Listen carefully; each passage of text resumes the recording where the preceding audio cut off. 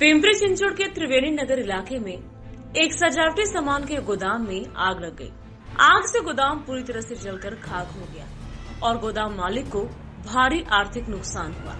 Fire brigade का प्रारंभिक अनुमान है कि शॉर्ट सर्किट के कारण गोदाम में आग लगी होगी। इसी आग से गोदाम के बाजू का एक गैरेज भी जलकर राख हो गया। पिंपरी चिंचवड नगर निगम के लगभग 6 या 7 अग्निशमन वाहनों की मदद से आग पर काबू पा लिया गया। पिंपरी चिंचवड महानगरपालिकेला दुपारी 3:30 कॉल आहे वर्दीचा।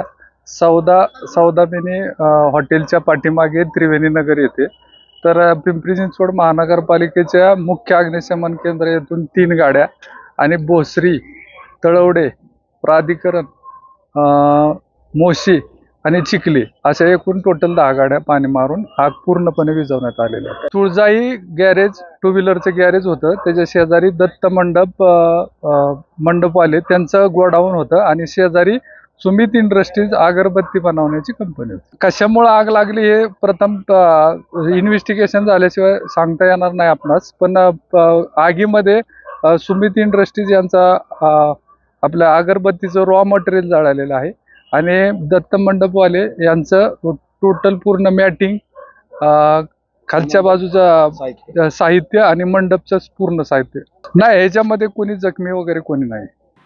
Bureau report, VSRS news, Pimpri Chinchwad.